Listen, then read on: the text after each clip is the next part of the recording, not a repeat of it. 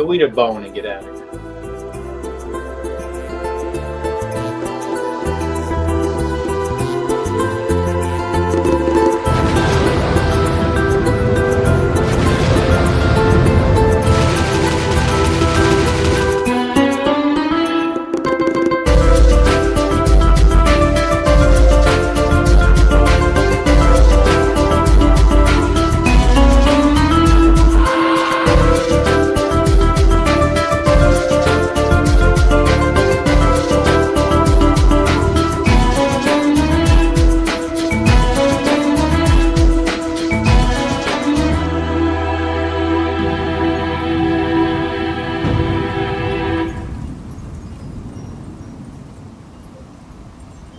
Well, hello everybody, and welcome to another episode of the 86th movie review.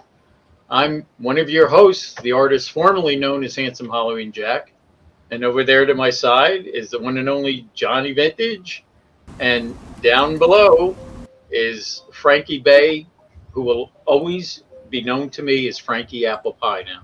So, and tonight we are reviewing Frankie's pick of the movie Saturday Night, which I had never seen before. Had you seen it before? I had not. No, so it was a great opportunity to watch it. Thank you, Frankie, for that. And like we always say, why this one, Frank?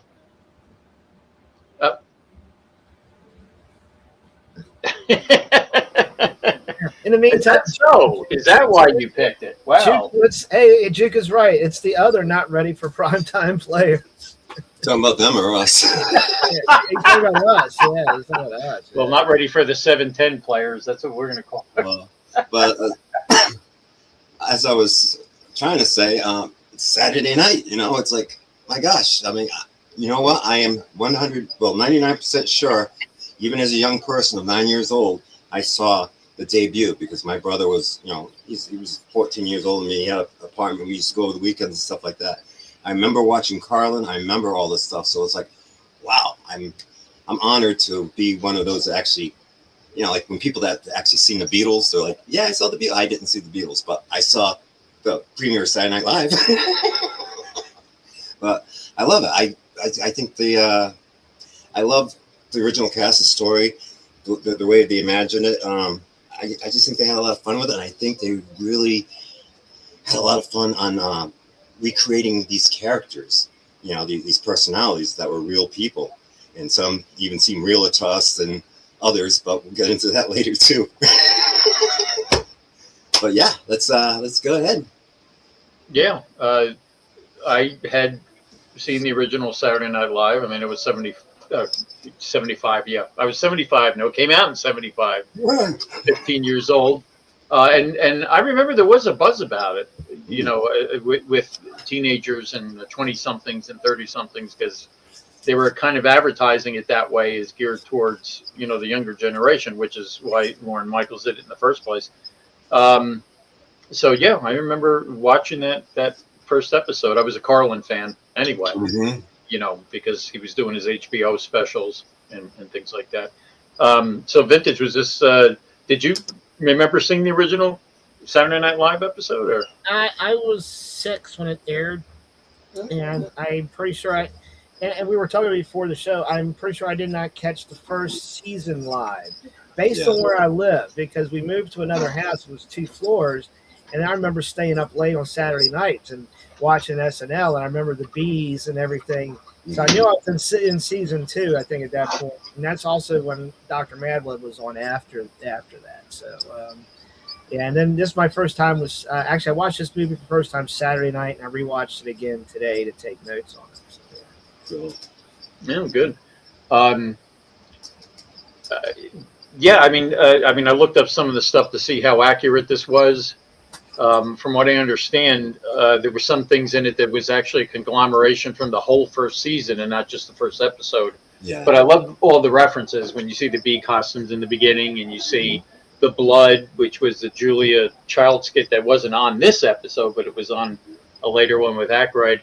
I think one of the things that stood out to me too is in the beginning when Lorne Michaels was checking on everybody, he went up to the girl, and you had seen she was working on photographs. She was actually the photographer, and I forget her name. I'll look it up later. That was working for Saturday Night Live, and she had worked on Saturday Night Live from 1975 to 2011. And you know what? Every time they went to commercials, and you saw the pictures, Yeah. and you can tell it was black and white pictures that were colored. Yeah. She did all that artwork, and amazingly by hand, because you didn't have, computers and that kind of stuff back then. And one other thing, and I'm sorry, I got to put on my glasses to. And you saw the land shark costume too. That's I like that. Now that guy, the art director, Akira Yoshimura, the one that got punched in the nose by the other guy, the one that was doing the bricks, and the guy turned around and said, "You're going to be gone, like within 2 weeks." He's the only person that is still remaining on the original, the Saturday Night Live to this day. That's great. From the original. So yeah, when I looked that up, I was like, wow, that's amazing. Anyway, let's get into this because I'm sure there's going to be a ton of likes. I know I have a ton of them. I'm going to start with you, JV. I liked everything. This is going to be a short episode. I feel the same way. Good night, everybody. Yeah, I mean, I've got all kinds of things I can go through as far as likes, but I'll be honest. If I had to narrow down my biggest like in this movie, was Garrett Morris, the guy that played Garrett Morris, which I wrote down here somewhere. And ironically, his last name is Morris. Yeah. Yeah. No relation though. No relation. Lemurrin? Like Reeve. Yeah, Christopher Reeve, George Reeve. But he was dead on. I mean, yeah, perfect, absolutely perfect in on that. And I guess I should probably put some lights on my face. I may have to get my own reading glasses. Good. It will be the only one. Growing up watching SNL, and I look at SNL to me right now, and we'll get into this later. This is a special episode of the 86 because we're starting a new show at the end of this episode tonight. So stay tuned for that. Basically reviewing Saturday Night Live season 1. Anyway, it's a feeling. It's a memory. If I could jump through the TV and be in New York City in 75, I would do it in a heartbeat. Mm-hmm. Yeah.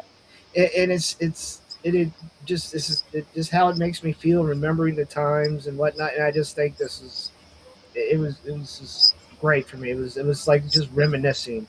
And I wish I'd gone to the theater to see this. I remember it being out, and I don't know why I missed it. I just don't think it was in one close by to me. I think because it was a smaller release, it was half hour or so away.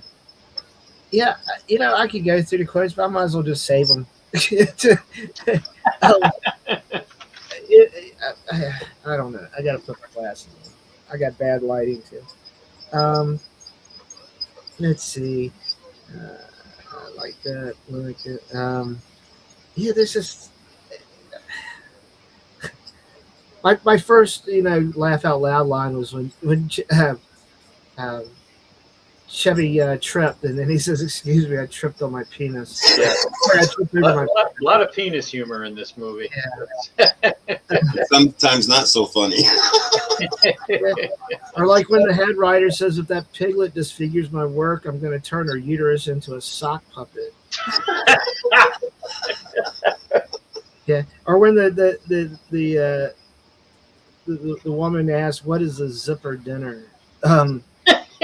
Oh, there was so many good lines like that. I know what blue balls are, though. There's this. No shit.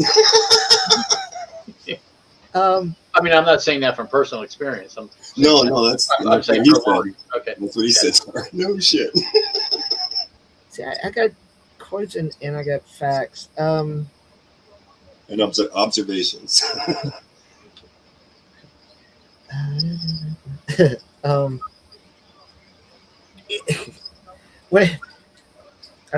When Paul Schaefer and the saxophonist are smoking weed smoking weed, and they give the guy a hit, I'm just trying to picture the professor smoking weed, you know. I thought you were going to say, I remember my first joint too, but no, I just wanted to. That's just kind of what I was going. I'm like, I just can't picture that, but I could be wrong.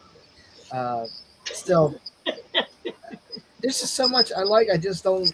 I'm kind of at a loss. I should have.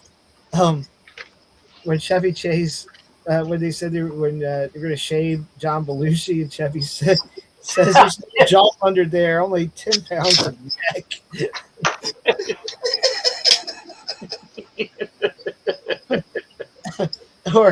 or they left notes on Jim Henson's puppets that says "fuck Rex" for Rex. Now let me ask you a question. Did you guys know that was a dual role? Yes, I noticed that in the credits. Yeah. That the guy who played Andy Kaufman was the same one that played. I wouldn't have known it until I saw the credits either. Yeah. And I think another thing that was surprising was to see from Stranger Things. Yeah. Finn Wolfhard, because this was directed by Jason Reitman, who was Ivan Reitman's son, and he did Ghostbusters Afterlife, which had Finn Wolfhard in it, and it was just weird to see him in such a small part. In the beginning, he was just playing an NBC page, but that's cool. Courtesy shot. Yeah, that's cool that he used him. I think he was in it twice. I think wasn't he in later? I mean, he showed up a few times. Yeah.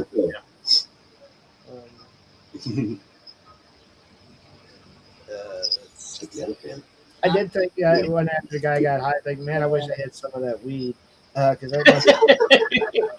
was that guy? Was he Lorne Michaels' brother? Didn't he say he our cousin or cousin? Yeah, because he was like what the assistant something other. Yeah, that was pretty good. I like when Lorne Michaels tells Milton Berle, says your reputation for seizure. He says yes by 11 inches. Well, and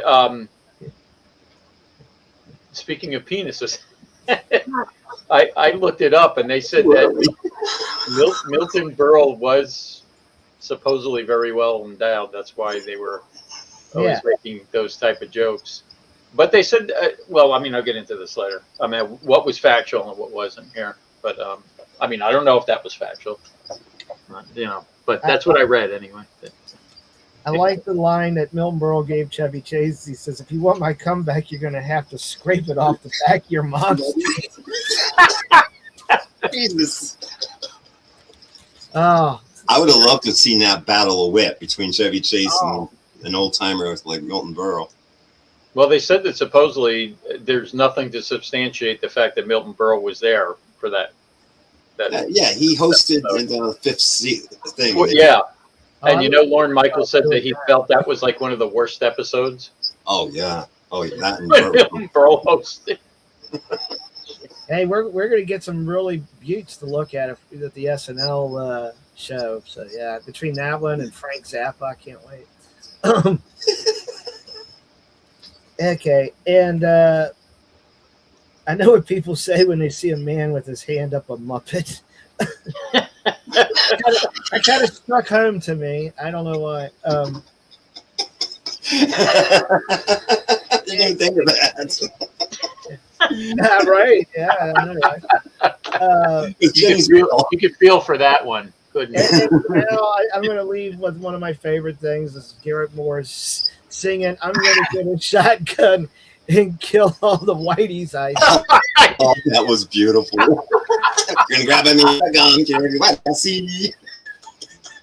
Yeah, I like the way he played Henson so straightforward was funny too. I mean, he said, what was it? He goes, could you tell the crew to stop leaving the Muppets at compromising positions? I tell you, there was so many things in there. Yeah, that's the line I had. It says, sorry about Big Bird, auto asphyxiation. Who knew? Who knew? Well, and that wasn't really the cost. I mean, that was a true story, but it was a Big Bird. It was a stuffed Big Bird. It wasn't the costume that they hung. It had to be the puppet, because they had puppets for Sesame Street. I had them as a kid. They had Bert, Ernie, and you had Big Bird, but you had to stick your finger in Big Bird's head that do his beak, like that. The Yeah, others such were a real big beak, puppets. like Milton Berle. Yeah. So yeah. Anyway, When I tell you and they showed him Al Frank and Tom Davis and Alan Zweibel. I mean, they were the writers, and they hated writing the stuff for the Muppets. They absolutely hated it. And I don't know. I mean, well, we'll talk about that with the first episode. I mean, I know that the Muppet thing went on for a while, but I think they dropped it relatively early within the first season. But yeah, it was like Yoko Ono on the John Lennon record. It just didn't fit. Fantastic on its own, but not with certain. Yeah. I owe an apology to Yoko Ono. I had her queued up for last week and forgot to bring her on the episode. She was very upset. Last week we did Lee Cronin's The Mummy, and I apologize. Yoko is here, and she's been on every episode that we've done. So good there.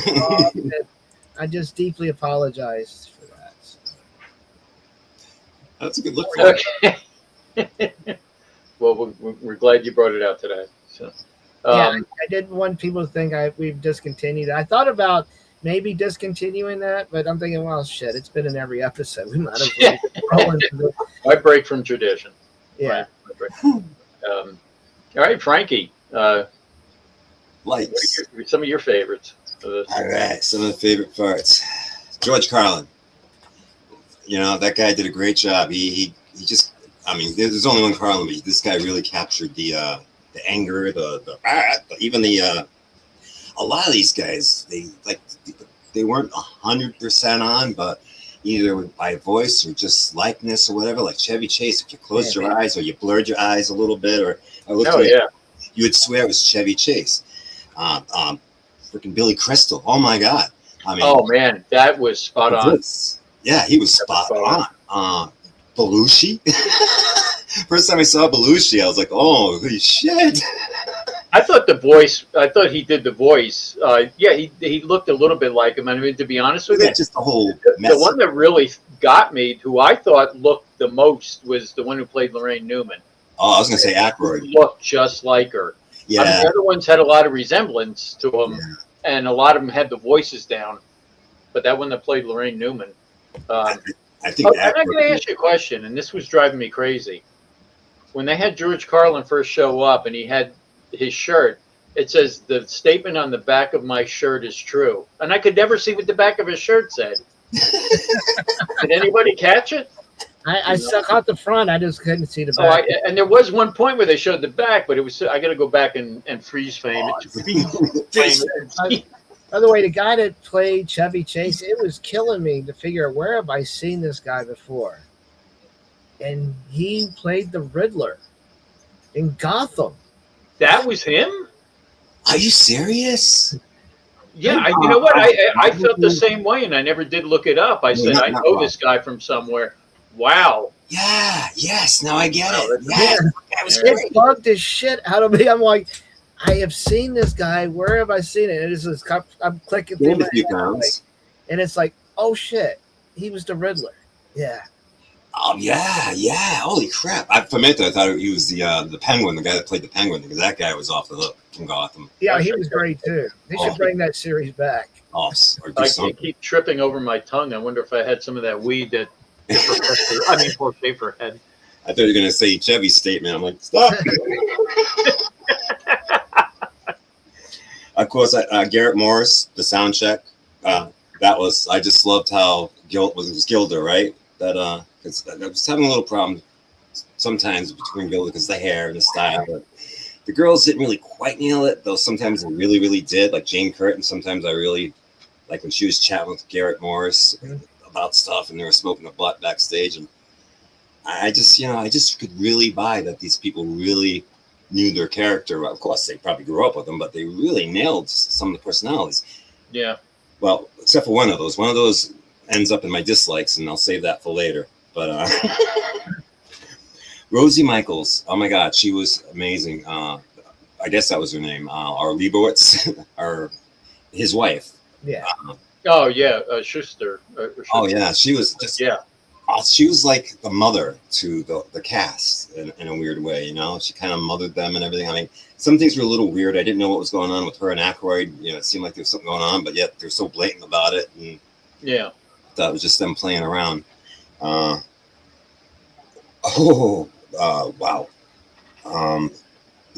George Carlin versus the TV censor. Oh. I think everybody versus the. Oh yeah, and the writer. I'm gonna have my finger on the button. I'm surprised you could find the exact.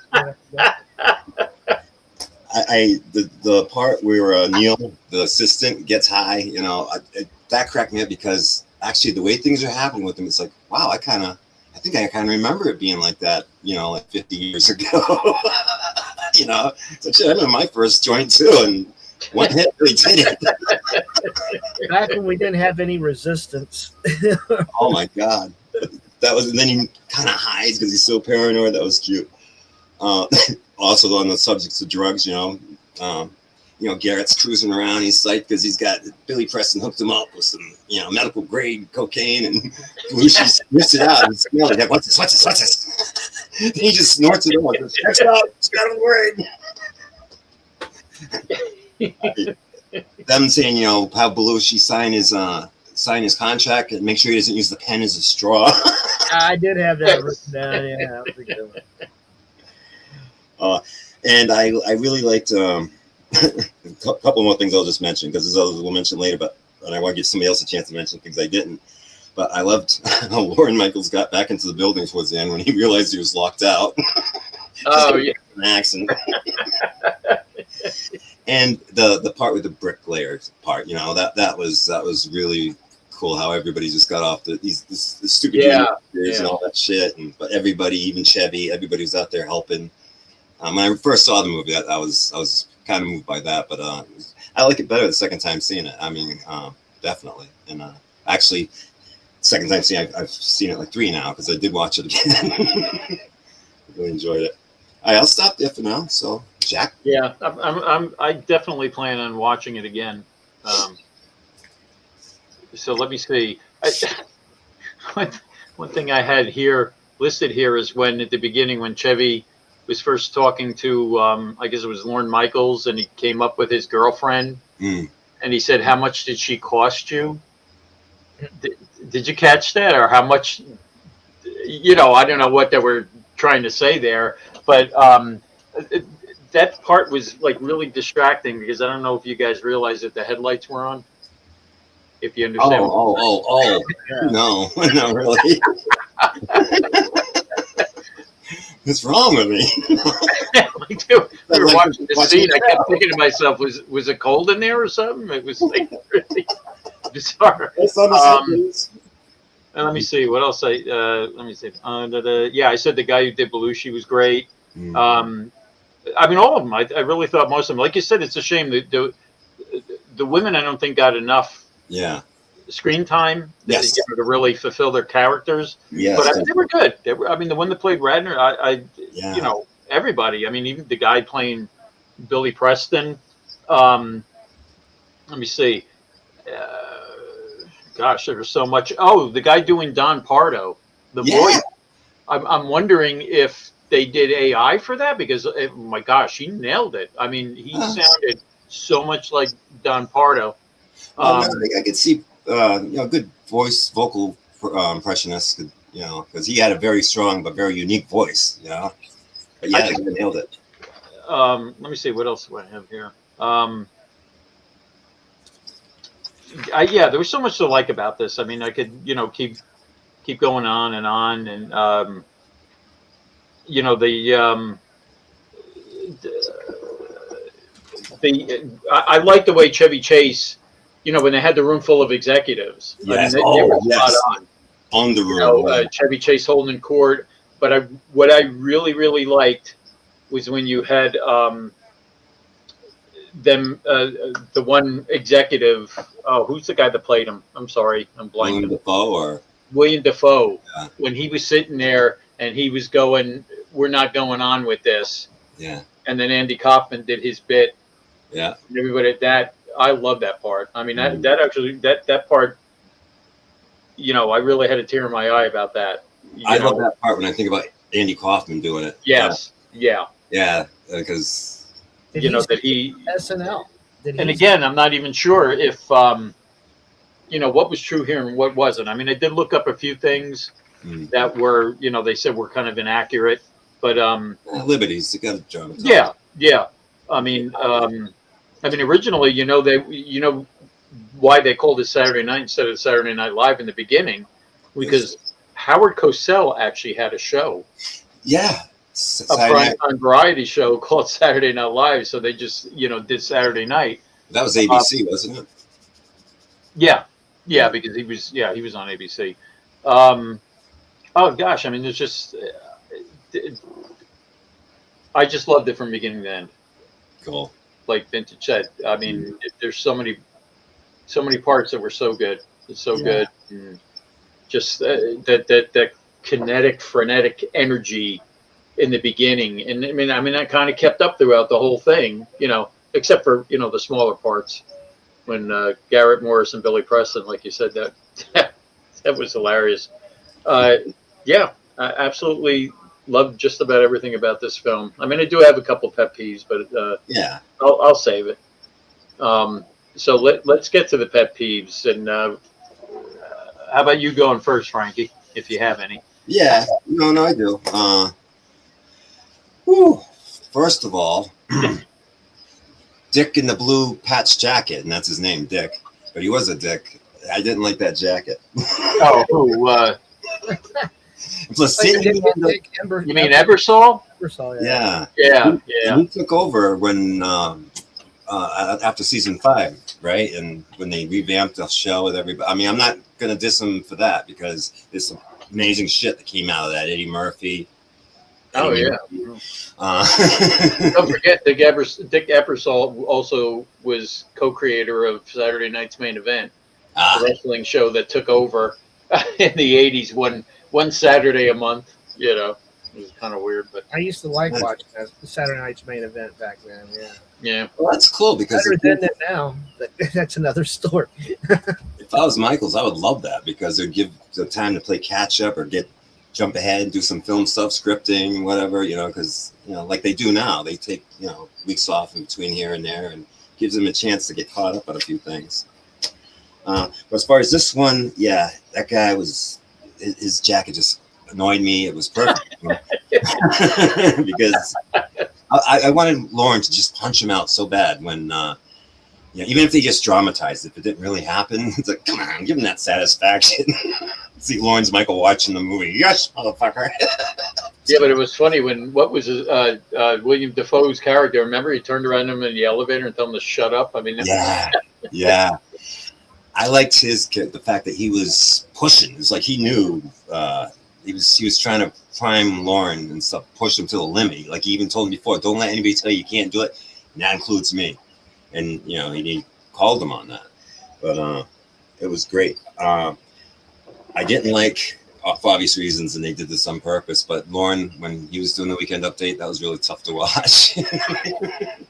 Yeah. I had no idea he was originally going to do it. Yeah.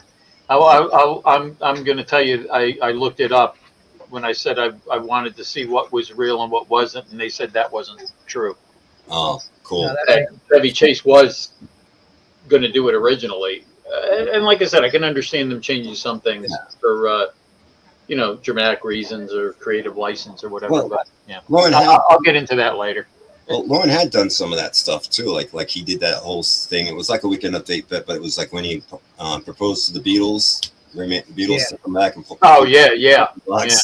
He's got a check for him for all 4 Beatles. George Harrison shows up, but it's for all 4 Beatles. Yeah. The Paul Simon episode when he's arguing about it. It's like, oh yeah, but it's supposed to be for 4. Then he's like, well, what else you got? Well, you can see the opening for the show for $75. He's like, live in New York, it's Saturday night.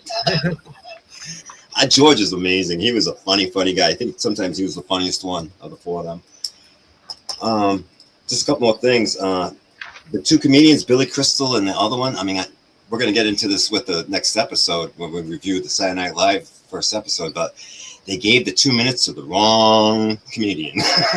If that's the way it rolled. I know. Just think what Billy Crystal could have been if he'd gotten those 2 minutes. You know, he could have been something big. And then Even just his appearance. And look where she's at today. I don't even know who she is. That's exactly what I was thinking. Whoever the female comedian was. In the, wait a minute. Let me. Oh yeah. I know who she is. I mean, I knew who she was when. I know who she is now. She's I didn't know who the heck she was now. Yeah, I mean, Billy Crystal eventually did that bit too, that hunting bit. I think. Oh yes, I remember him doing that. That was great. He had a special, or didn't he have a special or something like that? I remember he eventually wound up doing that. I thought I saw him doing on Carson or something. Valerie Bromfield. Yeah. Yeah, and she was like, "Yeah, I can do 2 minutes." Bye. Now we'll get more into that when we review the episode. I'll save that for the episode. Yeah. Okay, Andy Kaufman didn't like. He was great as Jim Henson, but I didn't like so much as Andy Kaufman. Like I said, I had to use my imagination, and it worked. You know, when I was thinking about the Mighty Mouse thing, because the guy, I don't know, just right in the beginning of the film they show him, and Andy Kaufman was 6'2", I believe, but this guy was towering. Yeah, that guy was way too tall. I know that's on my pet peeve list too. I was like, I didn't think Andy Kaufman was that tall, but I mean, wow. And the last thing my last pet peeve in this movie that I did not like was Milton Berle's dick. You know. Well, at that age, I don't think a lot of people like Milton Berle's dicks. Oh my god! But they even had a prosthetic. I didn't notice it before until today. But he actually had a prosthetic. Yeah. He's like whipping it out, and you can see the top of his shaft. I was like, oh my god! And everybody's like, oh. But I'll tell you, I mean, I love the actor who played him. Oh, J.K. Simmons is awesome. Yeah. Great. At one point, I'm like looking at him and looking at the other guy. I'm like, great, we got Green Goblin and J. Jonah Jameson. Well, and it's funny when I mentioned that guy. I mean, I have to say, oh, the one that played J. Jonah Jameson. Like who? And I'm like, Farmers Insurance. Yeah. Oh boy, that's all I got for everything else I loved. So, take it away, Jack. I'll give it the vintage. Cool. I don't really have any real gripes. The only thing I can think of is some of the timing on what is. I have a hard time believing that Belushi was in his bee costume and on the skating ring 15 minutes before he's supposed to be, opening the show, which is kind of. Well, it is right outside of. Rockefeller 15 minutes right to get him off the ice, to get up the stairs, out of the bee costume, into the Wolverines. Anyway, I don't know. By the way, Andy Kaufman, the Jim Carrey movie, Man on the Moon. Awesome. Oh, it is. I love that movie. Yeah. Yes. Very sad too at the end, but yeah. Yeah, but still worth to see. The fact that he may have been responsible for SNL existing is kind of the one takeaway I got from this movie. It was like, wow, I don't know if that's exactly true, but if it is, cool for him. But I don't really have. This movie is a little long, but you don't realize it the first walk because it feels like you're in the middle of the show. Yeah, it's like an hour and a half, I think, or a little more than that. But yeah, it was like an hour and 50 minutes. And yeah, because they count down from 10. It flies by. Yeah. Like I said, especially, I love these kind of behind the scene films. We are farmers. We are farmers. Is that it? Or let me see. Yeah, I don't really have any. I mean, seriously, I love this movie. I got through watching it, after 3 on Saturday. Like, wow, that was really good. I enjoyed the hell out of that. And then I would look forward to doing it again so I can do my notes, which I watched today, and I enjoyed it just as much. So, nice. Yeah, excellent. Oh, good. Let me see. What I think my only pet peeve is the way they portrayed Johnny Carson, because I looked that up and they said that was not true. Oh, good. Yeah. Matter of fact, I don't remember back then. Was Carson on in the weekends too, or Saturday night? Best of Carson on Saturday nights, probably. Is that what they did before Saturday Night Live? Because they said he was actually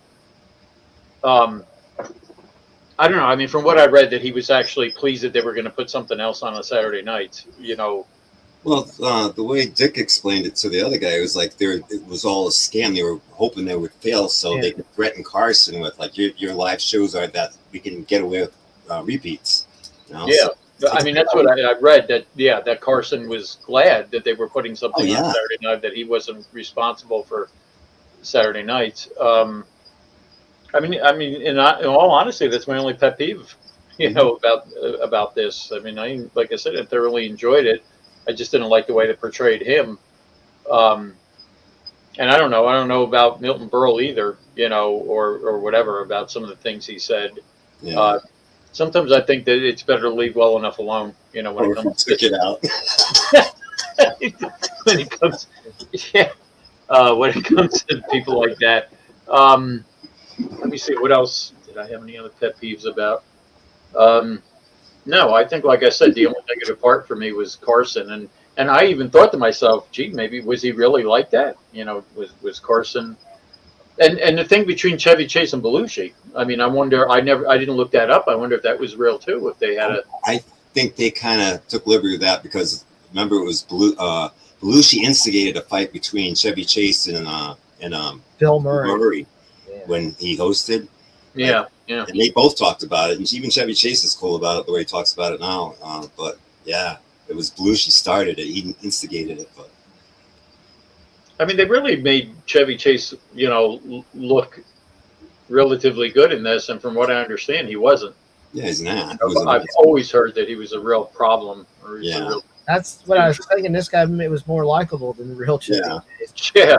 I did make a notation about Chevy when he, what was it, the line he used? I don't care. He got the shoulder tap when he was telling the guy he got the shoulder tap. About Carson. Yeah. And I liked how the guy was telling him how he's going to end up, and he's probably going to end up alone and all that. And it's probably somewhat true now, but but here's one you remember from September 7th, 1993 through October 15th, 1993. There was 29 episodes of the Chevy Chase talk show that was put on by Fox. Oh yeah. He did get the tap on the shoulder, and then he got the hook. And then he got the I remember watching it. It was terrible. It was rooting for him. Yeah. No, he was no Johnny Carson. Dennis I forgot to say one of my favorite lines is when they were talking about the Muppets, and the guy goes, "We don't write for felt." Or when we get the lines when he's like, "Oh no." I mean, Puppets. and another. What was another thing? When Don Pardo was tripping over Dan Aykroyd's name. Oh. Don Pardo never announced anybody's name on that show. That he always said they was not ready for prime time players. Yeah. So that was kind of an inconsistency. It wasn't until season 2. Huh? I don't think it was until season 2 when each one got their own picture up there and they were. Well, maybe that's why he did that, because he could check on the names. It's like, screw it, I'm not ready for prime time players. And the only person's name that ever got announced by him was Chevy Chase for Weekend Update. That was the only thing he ever did. But no pet peeves here, except for, like I said, I just, I could have. I don't know what Johnny Carson. I've never heard of his reputation or anything like that. And as I was watching this, I thought to myself, gee, was he really that much of a jerk? But like I said, I read, I did some research on it, and they said that never happened. So, I don't like when they make put somebody in a bad light like that for no reason, unless it was true, But no, that's my pet peeve. So, so we're gonna go into the rating here. Right? We ready for that? You ready, Frank? I promise you, Frank, I'm not going to give this a below the snorling. So I'll start with you, JV, Mr. Vintage. Oh, I think I'm at a 9.75. Ooh. Wow. 9.75. Wow. I really enjoyed this one. And I could almost go at 10. Yep, Doc's ready.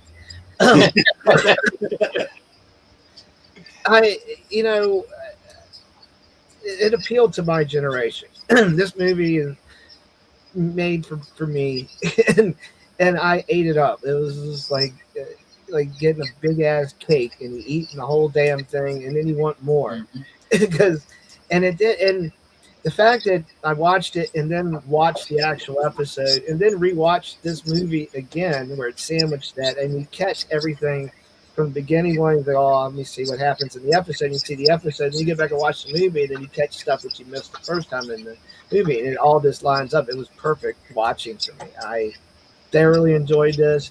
If you like SNL, especially if you like the first 5 seasons, the original run, this is for you. Go see it, please. I loved it. I ain't got nothing else. I just typed. I told. With this. I didn't think there was anything wrong with it. I loved it. Horrible. It loved it. It wasn't terrible. I was just telling Doc and Juke if they want to rate it in the chat. Go ahead. Yeah. Ready. You're more than welcome to rate it on the show with us too. Being it's your pick, I hope you don't mind. I go next. Yeah. I haven't seen it, but now I want to. You will have to let me know what you think of it, Doc, please. Yeah. Are we talking? Are we talking to Snarling? Or are we talking Saturday night? I think he's talking Saturday night. I think he's already seen the Snarling. Oh, maybe, I don't know. Maybe you didn't see the Snarling. Not to be like some things used to be in a show that we previously did with 2 other people, where the scale seemed to get lower, or Saturday night. Now, Doc, highly recommend it. Yes. I mean, if I could, I would give this. I'd be like Spinal Tap and turn it up to 11. Nice. I will give it a 10. A 10 plus. 10 plus. We've done a 10. You've got a 10 plus somewhere else. Wow. Yeah, like I said, I just love these kind of movies, and I'm definitely watching this again over the weekend. And I mean, I paid attention to it throughout. I got distracted a few times, but I want to sit down and watch the whole thing from beginning to end again. Yeah, terrific pick, Frank. Terrific. Thanks. Absolutely loved it. I figured, reading the room, I figured it was a pretty good choice, Yeah. Not just with you guys, but like our buddies Doc and Juke. And yeah, hey, hi. Now we have to let her rate it, right? Yeah, she'd give it 10 10 paws. paws. Yeah. Aw, Isn't that baby? what a baby girl. I picked the movie, and I'm actually going to have the lowest score, and it's going to be embarrassing because I don't know if we ever did anything with the lowest score is 9.5, because that's what I committed myself to give it. There was a few things that could have made a 10 for me if they, my God, we're talking 50, at the time this movie was released, it was probably like on the 49th season, but still 49 seasons of some of the greatest talent that's come from that show. It would have been cool if they utilized a couple of people in just nonsensical, even just quick, like a key grip or something like that, like some of these people in quick cameos in the background as they told the story. That would have been great. Like they even did that in Ghostbusters with the Rittman, with the girls, the original guys. They played cameos. They played different characters, but still. But that would have been made it a lot more fun. But there are a lot of Easter eggs in this. But yeah, anybody that even faintly likes SNL, especially like our generation when that came out, that was like a permission slip of being able to do something that you weren't supposed to do. It's like sneaking beer, watching SNL or watching late night horror shows. Like, oh boy, I shouldn't be watching this because it's bad. My parents had no idea what I was watching. They never watched SNL. They didn't know Dr. Meb, but they knew about Dr. Meb. Benny Hill. Oh gosh, like Monty Python. Jeez. Benny Hill. I told you that story. I mean, it used to be on Saturday nights on PBS or Sunday nights. at Oh, 10:30. Yeah. And I used to have to fight to stay up to watch it because it was during school. And I remember my father stayed up to watch it one night with me, as he said, just to see what it was about. And that was the night. And that was the night they showed the topless girl behind the counter. behind the counter. And he goes, it turns around to me and goes, no, I know why you like watching this. And I'm like, Dad, that's the only time they've ever showed that. And all of a sudden, Dad's watching it, staying up every Saturday Night Live, too. Yeah, but I mean, that's kind of what it felt with Saturday Night Live, too. Sweet, awesome, dude. You know, that Saturday Night Live was made for the younger generation. I mean, it was the whole idea behind it. Well, he described that when Defoe was like saying, "What is Saturday night?" And he's like, "It's you know, it's what everybody thinks New York is. You know, it's like this and that." And I thought he was painting a great picture because that's the vibe you got. You just felt like you were in New York. You felt like you were part of it. It was just, I felt like it was hip. It was cool. It was, it was cool. It was a little edgy. You know, they pushed the envelope, and it was real. It was real, and it was live, which made it even scarier for the networks, which made it even more fun for us. But considering it was live, I mean, you don't see any goofs or gaffes. No. Like I said, we'll talk about it with the first episode. Yeah, the actors nailed it. A lot of the actors really, really projected. And some of them, I think Aykroyd was the best. I mean, especially when he was redoing some of the bits. I'm like, my God, that's like a young Aykroyd. Sounds like him, looks like him, moves like him. But yeah, definitely. Please go watch it, folks, if you haven't seen it. Yeah, everybody. Saturday Night Live. Okay, so now we're going to actually review the first episode, aren't we? Well, we got to close this one out first, don't we? We got to give our final thoughts on this first. No, we want to close the I thought maybe we could combine them. And well, I'm actually going to try to separate it a little bit. So I think what I'm going to do, besides have this as one episode, is eventually break down the last part of this. It's the first episode of the SNL review and post it by itself on Saturday night. Mm-hmm. Yeah. All right. So that's where we're going. So final thoughts. Okay, Go ahead, JP. You brought it up. Go ahead. All right. Let me go through this. Let's begin the first quote.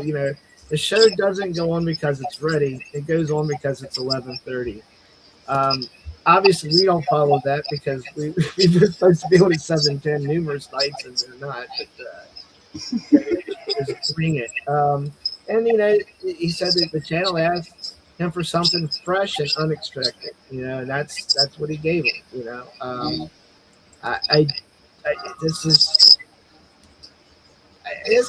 This show is almost like a milestone in history. For a lot of people, my generation, Evan's generation, when they finally got televisions. They came on right after the Flintstones. Yep. I'm going to get into that into the episode. I'll get ready to say something. Let me double check here. The woman that was playing like the one who was doing the censoring. Catherine Curtin. All right. Yeah. She was also in the movie The Mist. You remember The Mist? Have you seen The Mist? Oh yeah. Yeah. That seeing her in it almost made me change my pick for next week to do The Mist, but I'll push that later on. Mm-hmm. Great movie, not a feel-good movie, but a good movie. Oh my God, no! no! Not a feel-good movie. I'll tell you my least favorite part. Honestly, this made me feel really good. It brought back a lot of memories of a really great time in American history. I would love for us to all go back and relive it all over again. So, my recommendation is give it a shot. Even if you're not an SNL fan, just watch it for the heck of it. You'll probably get some laughs out of it, I'm sure. But if you grew up with SNL, especially these first 5 seasons, this is a gem of a movie. All right, Frankie. And I thought I already did final thoughts, but yeah. Yeah, if they did, like I said, if they did cast members and cameos and stuff like that. But yeah, this movie was great, but you could tell there was a lot of heart in it. I didn't really feel a lot of connection with Lauren Michaels and stuff like that. I mean, were they involved in this? I'm not sure, but I would take it as a compliment, this whole movie, even with the liberties they took and things like that, just to make it a little more entertaining, whatever. But I would be proud to be part of that cast if I was one of them, because then they should be, because just think about the talent power that's come from that production, Oh, yeah. Wow. Hmm. Yeah, exactly. And Yeah. they open that opportunity for a lot of people, a lot of other things and shows and late night TV and things like that. It's okay to be a little grown up after hours when the kids are in bed. Yeah. Yeah, please go rent this or download it or do whatever and crank it up. And no time like a Saturday night to do it. Final thoughts. Go ahead. Final thoughts, HJ. I like that they did this in real time. Yeah. Like It 24. was all done in real time. So no, like I said, Frankie, great pick. And I've been wanting to see this for a while. So, Zoe just gave me the excuse to finally sit down and watch this. Oh, there we go. Yeah.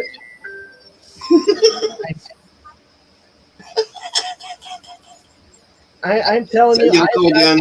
I've gotten the same message like 5 or 6 times a day from 5 or 6 different numbers because I block the number each time. Oh, yeah.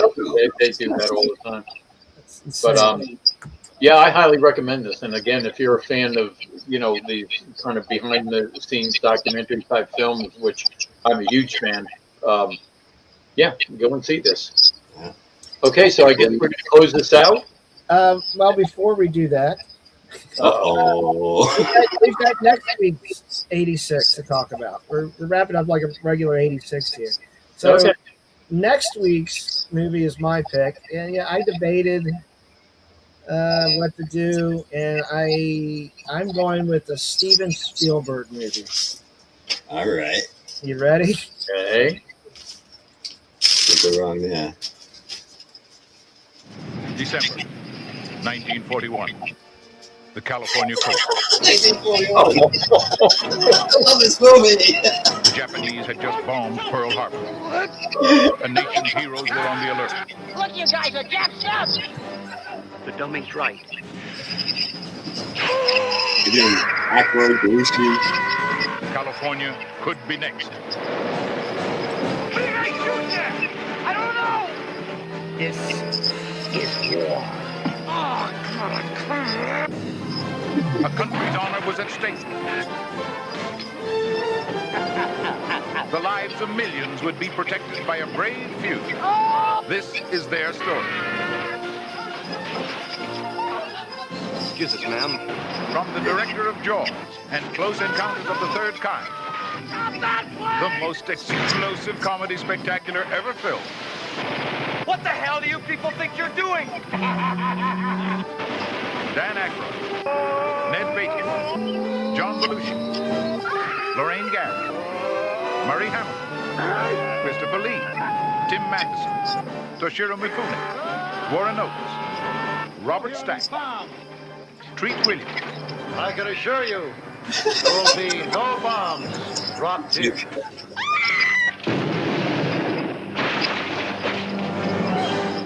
Boy, that was fun! Universal Pictures and Columbia Pictures present an 18 production of a Steven Spielberg film. 1941. They didn't mention Christopher Lee. They did. Oh, yeah, he did. Eddie Deason. Wow. Wow. Well, I'll tell you what, Good job, man. That's going to be fun. I'll tell you what, vintage. There was 2 movies that I said I would never watch again. One was The Heretic. This one? Really? Oh, this is going to be interesting. Cool, because I love this Wow. movie. Wow. Cool. I thought God, one of Spielberg's only bombs. Ugh, Wow. seriously. Okay. And there's I'm a game. And there's a story behind this movie for me too, but we'll discuss. Maybe I'll like it better the second time. And then, so before we wrap this episode of the 86 movie review of Saturday Night, and stick with us because we're going to get ready to do SNL season 1, episode 1. We've got to finish up with a little puppetry. So tonight, what, the Muppets? Is Jim Henson the special guest? come on. I guess you don't mind. Well, hello everybody, and welcome to Yep, That's Real News. Tonight, our first story comes out of India, reported on August 26, 2021. A man has died after using super glue to seal off his penis during sex because he didn't have a condom.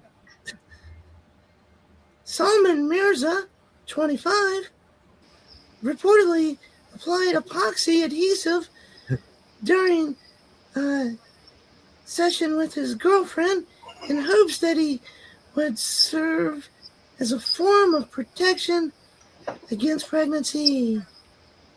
The couple checked into a hotel at Abhamadad in India. I'm sure I mispronounced that. On June 22nd, according to the Times of India report. Several witnesses said that Mirza, along with his former fiancée, both of whom were addicted to drugs, had gone into the hotel such and such.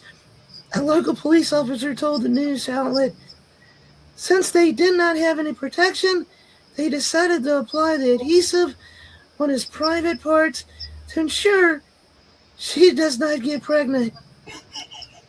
They were carrying the adhesive as they occasionally used it with whitener to inhale the mixture for a kick. Mirza was found unconscious by a friend the next day. Mirza's friend took him home after finding him unconscious, but his condition deteriorated, and he was taken to Seoul Civil Hospital, where he died. And unfortunately, the adhesive damaged Salman's organs, and he died from multiple organ failure, police said. Kind of sad. Probably didn't need to be procreating anyway, the way it sounded. Gosh, what were you thinking, dude? All right. Try something more cheerful. Please. This one comes out of Africa. This comes out of, I wrote the date somewhere. I believe it was July of 2025. Residents of the Arabian Peninsula and the Horn of Africa are no strangers to tarantulas, but 4 newly discovered species in the region are changing the way researchers look at this group of spiders. The large arachnids may look like any normal tarantula from first glance. Long, sturdy legs, hair covering their bodies, 2 shorter legs at the front, and poised to grab unsuspecting prey. But under a closer inspection, this group of tarantulas had one feature that sets it apart from anything ever discovered before. The male spiders have massive genitalia. The new species were categorized to new genus or groups of species that share similar physical genetic characteristics.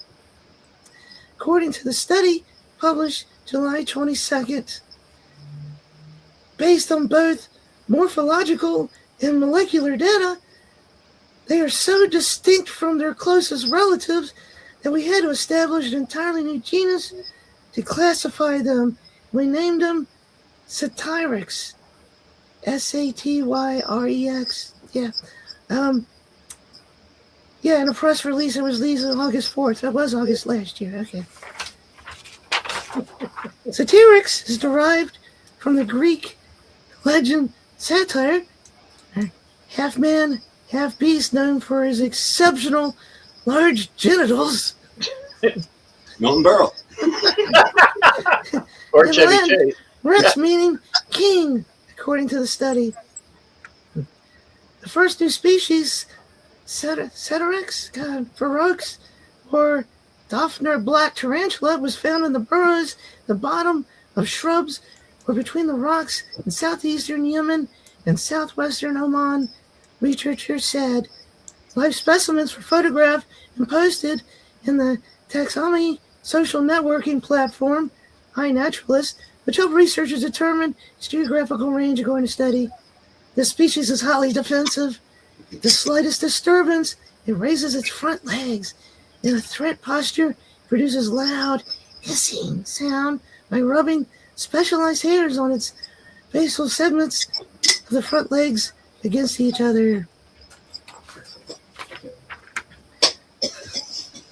The male pulp, or male genitalia, reach a length of nearly 2 inches long, making the genitalia longer than the front portion of the tarantula's body and almost as long as its longest legs, researchers said.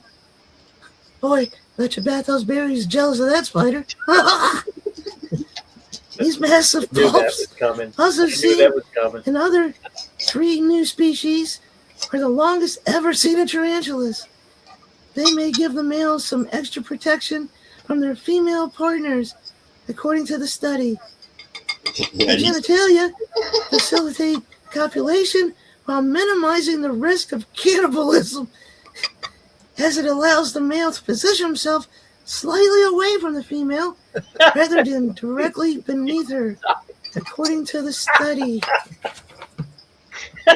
So yes, at least in tarantula taxonomy, it seems that size really does matter. Way more I needed. I've been Jenny Village, and yep, that's real news. Thanks again for joining us. We'll see you next time. Bye. Well, thank you, Jenny. That was very. I forgot to add pictures. He doesn't have 9 legs. I'm just pointing it out. I'm assuming. What? Wait a minute. If you look at the back, I don't know how far it starts underneath the middle of his body, but that part sticking out the back of his ass actually extends outwards. That's his penis. Yeah, but he does have 9 legs. Yeah, but the 9th one is the one he fucks with. So No. If that thing sticking out his butt is his penis, that's not the 9th. There's 9 legs there. no, it's his penis. That's underneath his body. That's the end sticking out. I don't think it's coming out his butt. Apertures or expenditures or whatever you call it. He has 10 things popping out. 2 of them look like antennae. Yeah. Then he's got the 11th 7 legs and his willy. Yeah, actually his willy, yeah. And there's 4 different species of these things, and they say the overall spider is like what is it, like 5 centimeters or whatever, and they say that whatever inches wise, it's like it's 5 inches wide, and the penis is 2 inches. So if you think about it, if you got a 5-foot guy, he's got a 2-foot penis. I was going to say, is this going to work into the new Spider-Man movies? Proportionate to a spider, like spider schlong. Anyway. Well, why do you think they call him Peter Parker?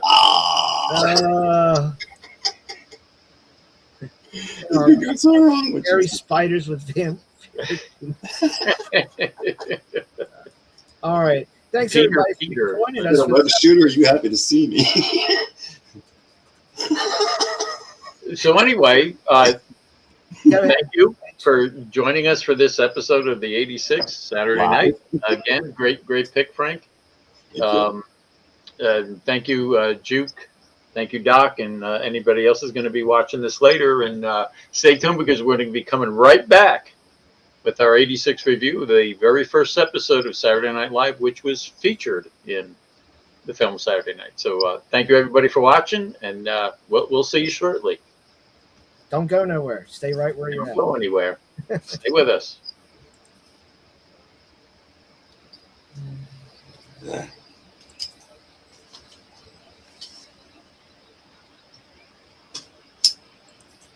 welcome everybody to the first Welcome back.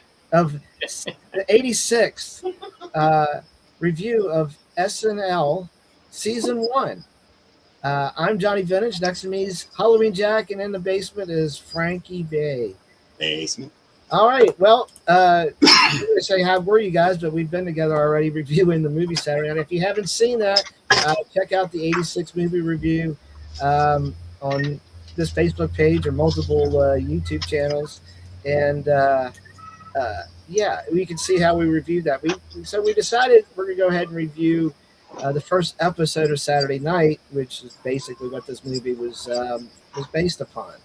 So welcome, guys. Hey, Hello. long time no see. How you been doing with yourself since the last time we got together? I know, right? It's been so long, and I'm not talking about penises. Saturday night, I should say, not live, even though it was live. It was called Saturday Night. Premiered October 11th, 1975.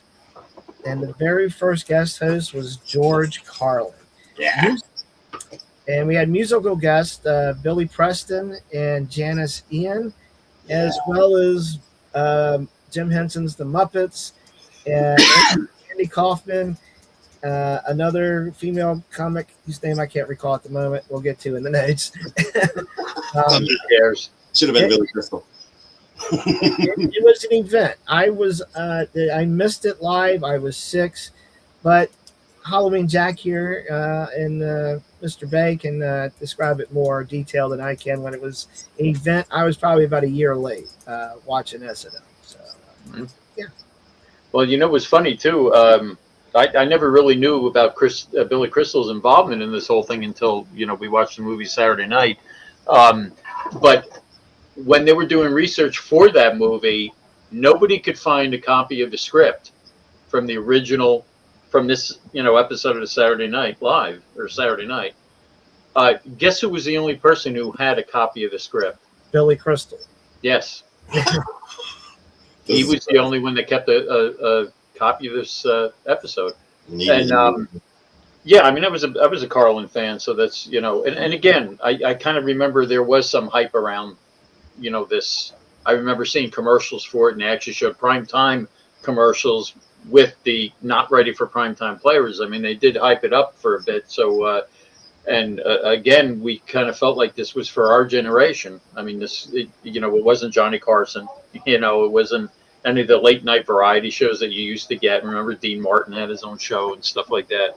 So, yeah, I remember, you know, being pretty excited to see this. And again, being a Carlin fan, the one thing that was different about this episode, I mean, being the first, you know, and from the second going on, Carlin wasn't in any skits during this whole thing. And the reason he did that is because I'm sure he's probably high too when he was doing. But I mean, yeah, according to the movie, yeah, he said he didn't want to screw up any of this. He was just doing what he was used to, yes, which was a stand-up comedy, and he didn't want to screw up any of the bits. So it wasn't really until the second episode when Paul Simon was actually in a bit. But yeah, I remember watching this, and I have to say that rewatching it again now. Today I watched it, and to me it was good for a premiere episode. I mean, in the first season there were some episodes that really stumbled after a while, but considering watching the movie Saturday Night and seeing everything that was happening chaotically, that this even, you know, happened, and I thought it was great for, you know, a premiere. Frankie Bay. Yeah, what's up? Just chilling. He's just chilling. Yeah. No, it was cool. I realized, like I mentioned to you guys before we broadcast, I remember seeing this live. I was only like 9 years old, you know, fairly, you know, my birthday September, this was October. Yeah, so I was 9. I had an older brother. He was like 14 years old. I mean, he had his own place, so I used to go and hang out with him sometimes on the weekends. And I remember watching that. That was one of the big deals, is we could hang out and like watch late night TV with, at my house, my old man was like 11 o'clock, lights out, the whole place shut down, Doesn't matter. But, when it's Sounds like my parents, yeah. But you got an older brother that's 14 years old. It's like, kill. Yeah. Rewatching it, a lot of things are great. It's timely. It's time. Some of the jokes are kind of humorous, kind of like, but it was a start. But yeah, definitely a start for something that obviously they were onto something, because 51 years later they're still doing it. So. Yeah, and it's funny you're mentioning that, because I have an older sister. She's like 10 years older than me. So whenever there was something on that I shouldn't watch, she would invite, she would tell my parents, "Oh, he's going to come over and stay over." And I'm telling you that's how I saw Carlin on HBO. And gosh, I remember Steve Martin when he was on HBO and all those early shows. Yeah, so that's where I got to see a lot of that. But the forbidden, because like you, if my father stayed up to watch the 11 o'clock news, that was a big deal. Other than that, like you said, sometimes, they would stay up to watch whatever was on from 10 to 11. I don't know, the FBI, any of those shows. Columbo. Right, it was like lights out after that. So, yeah. Yeah, so, I mean, watching this now and thinking about it, it's like you said, it was almost, how can I put this? Not that it was a dirty secret, but it was like, that thing you're not supposed to be watching, Do you recall that at 6 years old? See, I was 6 when Saturday Night Live premiered, but I was probably 7 when I finally got to see it, because we had moved houses and it was a 2-story, and so my parents were upstairs and they were just happy I was occupied, I guess, so they could do whatever they doing. So I had freedom, Thankfully, I never had that trauma as a kid. I never seen or heard anything. I somehow skirted that, but I'm just assuming. But they were just happy that I was occupied, and I was like, until they woke up in the middle of the night, they had to take a leak, and I'm up like 2 or 3 in the morning. He's like, "Son, go to bed," But on an interesting little side note, next week is my retribution. And I think I've got my dad that's going to come on for maybe 10 or 15 minutes at the beginning of the episode. Oh, wow. I think I'm working on this. Yeah, so, cool. What? Let's see. Doc says at 10 years old, SNL was like watching something forbidden. Yeah, absolutely. I would have been able to watch it if my parents had seen it. So. We messed up. We should have put Bud in between our names, in parentheses, like they did in the end credits. Everybody was Bud. Oh, yeah. Bud Michaels, Chevy Bud Face. So, all right. So let's start. We have the opening. I would like to feed your fingertips to the Wolverines. Who wants to go first? Really, I don't know, kind of weird opening, but it caught your attention, and it was so off the wall. It kind of set the theme for what you were in for the rest of the episode, and Belushi always nailed it, no matter what he did. And I mean, I thought it was hilarious. It's like you're sitting there. What is he saying? The Wolverine, and the guy's screwing with him and everything. And then, I think it set the tone and set the pace for the rest of the episode. I definitely remember seeing this as a kid, but so it had to be in a rerun. It had to be one of the reruns later on. But that one scene always sticks out of my head when he grabs his chest and falls, and then he does. Well, and I was just going to say something about the reruns. I mean, that was the thing back then. You had what they called the summer reruns. I mean, most of the shows ran from September to, what was it, June? And then you had some reruns. So, you were able to catch this stuff again. I mean, it wasn't like today where you can catch this stuff because you stream it, or it's on demand. Yeah. But I mean, you had to wait for the summer reruns, and I think if I remember right, Yeah, I remember catching it the second time. I think sometime in July or over the summer. Well, See, that's what we did when we were kids. We gosh, such hard times for us. Yeah. they were great. Late to play outside, so 11:30 right. But Yeah. see, that's what made these things special because none of this was at our fingertips. Yeah. Yeah. You were at the mercy of whatever they showed on TV. It was destination television. You had to be sitting there to watch it. If you got the opportunity to see it, the opportunity was a gift. Yes, absolutely. And then you had something to talk to your buddies about at school. They're like, "You're cool." Yep. Oh yeah. It was always the topic of conversation. Yeah. Yeah. All right. So, of course, in the opening, everybody's referred to as not ready for primetime players. So we start with George Carlin's monologue. I got monologue part 1 because at the end of the first SNL, today's people get the monologue in the beginning and that's it. But this had multiple spots throughout the episode where Carlin came on, and like HJ said, he didn't appear in any skits. That was just his thing. Being that you're a big Carlin fan, how did you feel about the opening monologue with the football, baseball? Who, me? Yeah. Oh no, yeah, it was good. I mean, I saw him doing that later on too. It was a funny bit, but like I said, being used to Carlin and being a big Carlin fan, I can feel the constraints on him, and it was funny because he kind of said that right from the opening about, hey, this is late night TV. This is so. You're sitting there thinking to yourself, oh, geez, this is live. Is he going to let fly with an F-bomb here or there? Is he going to say something off kilter? But I guess it was a smart bit to start with for him anyway, because like I said, I've seen him do that several times, and there was nothing controversial about it, and it was funny. It was absolutely funny. But I mean, like I said, it was a tad disappointing, because you kind of sit there and think to yourself, well, this is after 11:30. They're going to allow, him to be himself, Still on the lead. which he was in that,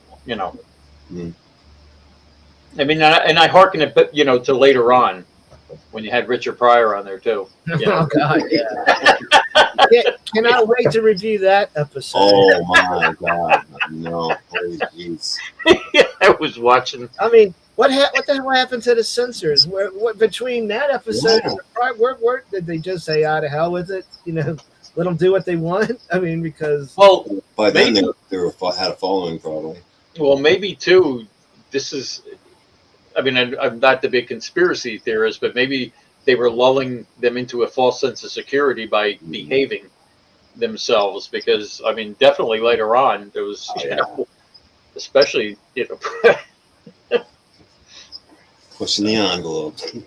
Yeah. What did you think, Mr. Franklin Bay, of the Carlin opening act? I think Carlin was the perfect choice. He was definitely represented the times and that type of humor. He was definitely a Saturday night person, not necessarily Saturday Night Live, but definitely Saturday night humor. I mean, when we were younger, either if you listened to one of his albums, which he was plugging, or something else. It's just, it was like it was putting us in touch with the real entertainment community. It was, not all the Mickey Mouse tied down stuff, watered down stuff, in prime time. It's like, it was great. The edge, just being edgy, pushing it, just a little bit, God, and you mentioned in those albums, gosh, I couldn't play them when my parents were around. Carlin's, Pryor's. Yeah. Oh my God. Or even Lenny Bruce, if you go back that far. I like the little shot that the guy, the writer, threw at him when he was arguing with him about Lenny Bruce.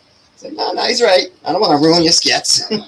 Speaking of the writer, I didn't go into more research. Was he there the whole first season? Yeah. Like Buck Henry too. He used to pop around. Yeah, I know Buck Henry, but the other guy I don't remember. I remember popping up occasionally in skits, and then he just kind of disappeared. Oh yeah. No, he did a couple times. I remember him. Yeah. Because that's like Al Franken and Tom Davis were the writers in the beginning too, and then they started pushing them into the show too eventually. I love how they was trying to get under his skin right before. You're gonna go live. All these people, just you sitting in a chair. People performing here. You got you sitting in a chair. That was pretty cool. Yeah. So we go into the first skit. New Dad.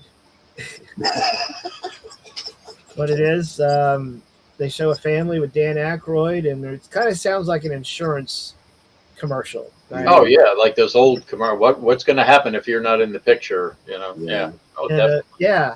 And so again, something happens, and then you got New Dad, where if something happens, they provide you a new dad. Be funny if they use Garrett Moore. Now, here's something I didn't know, until watching the movie, that the woman in the skit was Chevy Chase's fiance at the time. I did recognize she was perky, but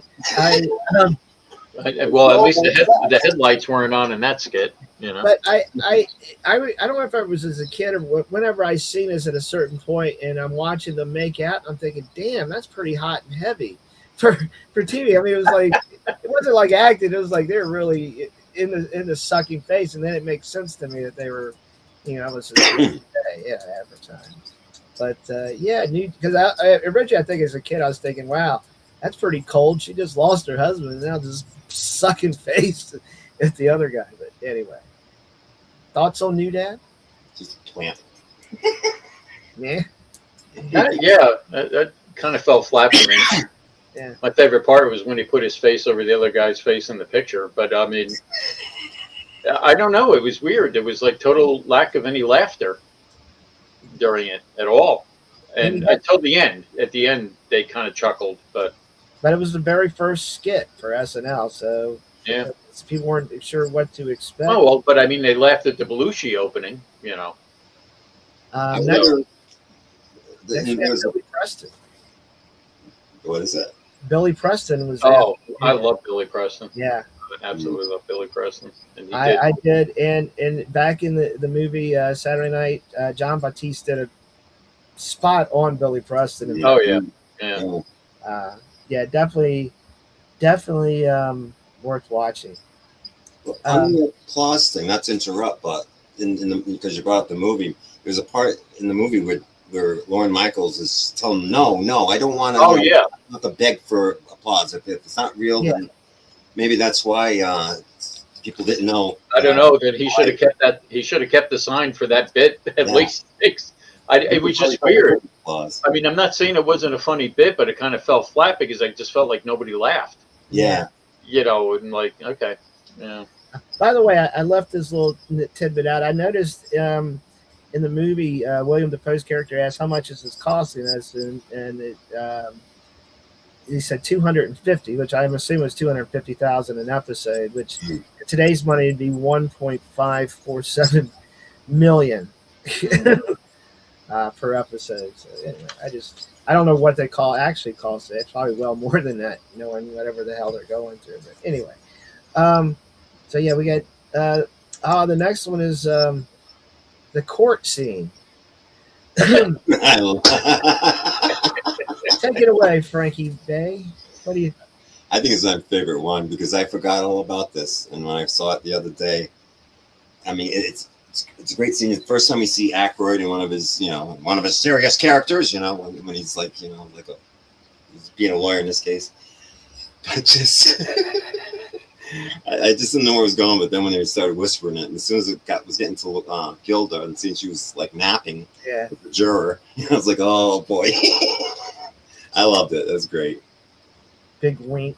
Yeah. It was just sexual. The thing this guy said to the defendant was so sexual and suggestive that she couldn't bear to say it. So write it down and show it to the jury.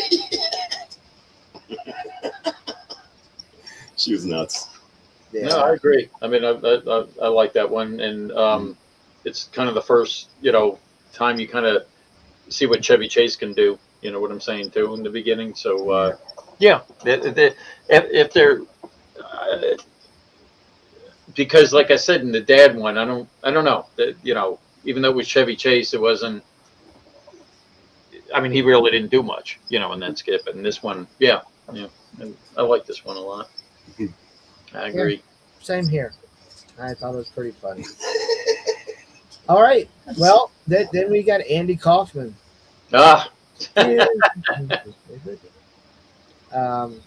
Yeah, I loved Andy Kaufman as a kid. He was very quirky, and you remember he had a special on a Friday night one year. I don't know if he had more than one special. Andy Kaufman. It sticks out that he had one of his guests was Howdy Doody, the puppet. yeah.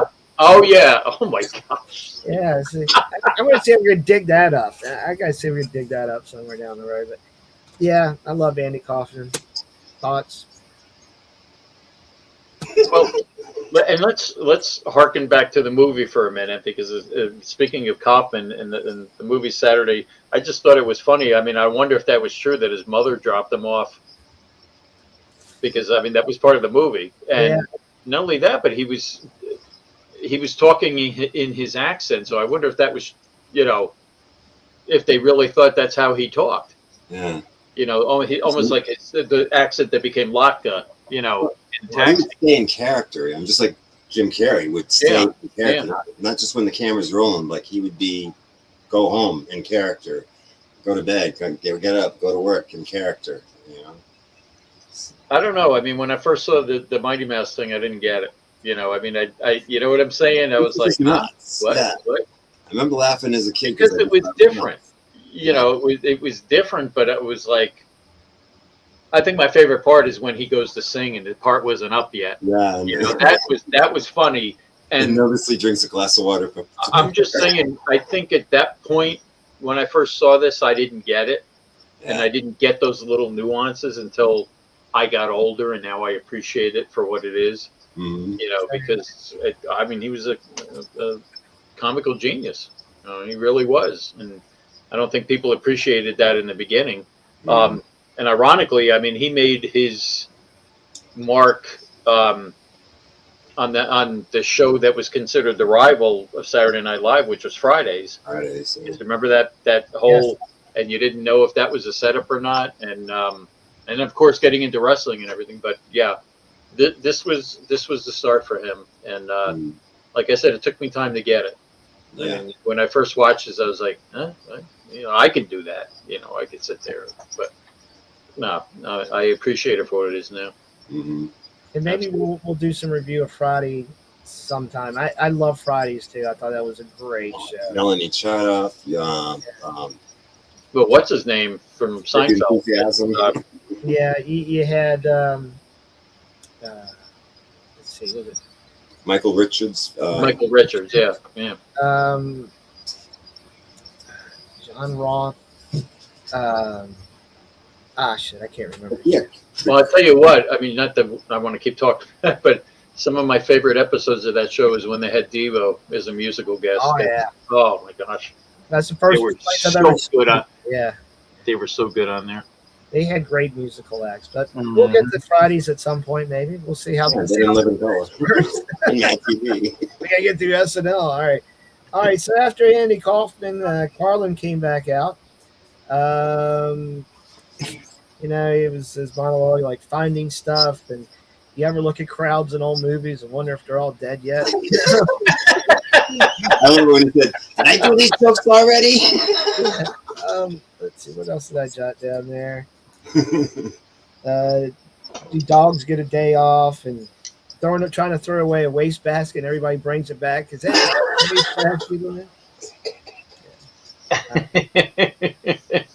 I like this part. I like this section of monologue better than I did the sports one. I think as an adult, it's a little disappointing because he's really funny, and if you let him off the hook, he probably would have had him. For years, but it is what it is, and that's what I said. I mean, he had constraints on him, and I really wonder if they really did have their finger in the button for him. He could have gone off the rails, but I guess he was behaving himself. But you know what? He's funny no matter what. Yeah. I mean, the foul language and everything, hey, that's his thing. But he's a wordsmith, and he's always been a very smart guy. Yes. Educated. Very, attuned to language and words and everything. So this was just a reflection of that. And yeah, he's funny no matter what, So I like this though. Anything Carlin does, I've always liked. So. Yeah. Anything you want to add, Mr. Bay? Who, me? Yes. Yeah, I mean, I thought it was appropriate that he just come in and he kind of was like a bumper between acts and stuff like that. He was kind of like the MC, the host. He was hosting the show. It was funny that because I think that's the only format they did it that way. Yes, yeah. But because none of the other hosts ever got to do anything other.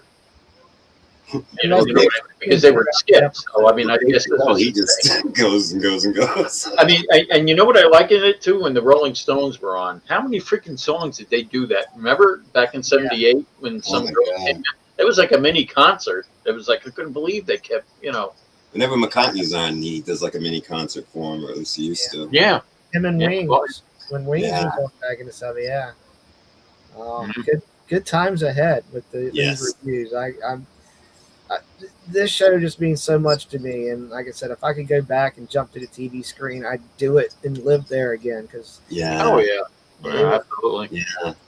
All right, we didn't have to worry about the stuff our parents did back then, so it was like, yeah. All right, next we had Janice Ian do a song. I like Janice Ian. That's a beautiful song. Yeah, it is. It is. And I'll tell you what, again, going back to the movie, the person they had doing her bed, amazing. I mean, we didn't mention that before. Was really cool. Yeah, I mean, I've never, really been a huge fan of hers, but I mean, that song, I agree. She looked petrified, terrified. Yeah. She finally smiled at the end. If you look at the very end when the crowd's clapping and they're pulling away, she actually finally cracks a smile because she did look terrified. The next is a skit of victims of shark bite. Oh, yeah. Oh yeah. Blue. Yeah, he took my arm. I don't know about. Maybe it was my leg. Yeah. No, that was funny. No, that's that was a laugh out loud moment. I remember back watching that. I see your arm under your coat. Yeah, it was good. That was a good bit. We had a commercial for Jamatol. I'm trying to remember. It's a pill. I forget what they took the Jamatol pill for. Should have wrote more notes for that. No, I don't remember. Because wasn't there another pill commercial? Yeah. Can't open that. I remember. Yeah. The Jamatol. Gosh, I mean, and they over the years they've done such great, parody commercials like that. Remember Puppy Uppers and Doggy Downers? That was one of my favorites. That was fun. What was Jamadol for? Oh, all right. No, go ahead. I'll look. Well, next we had Weekend Update. Yes. They made Jimmy Hoffa references. They had the stamp joke, which was featured in the movie. Oh yeah. Prostitute stamp, 10 cents to buy it, 25 cents to lick it. Yeah. And then they did the commercial in the Blaine Motel where Lorraine that another body. Yeah. That was hilarious. I'm telling you that even back then that cracked me up because they did. Who was it? Was it Lorraine Newman who was doing that? Always, yeah. And then later on they go, "Oh, the guests stayed at the Blaine Hotel." That was good. That was really good. I'm trying to find that. Oh, the other pill you're talking about is for arthritis, and it's called Try Opening. Yeah, Try Opening.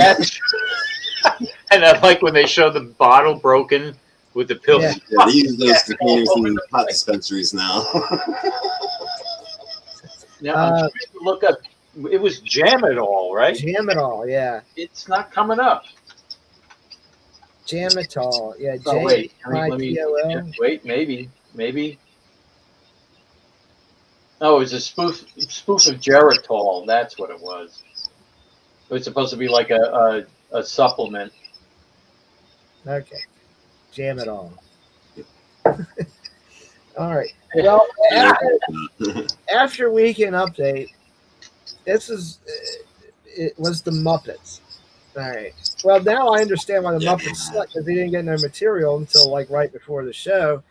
Yeah. But all I kept saying is like you see puppets that are future Muppets. You know, like the King's assistant ended up becoming some blue guy, if I remember correctly, in the Muppet Show, and the other one, the one with the boobs that he was groping at the end.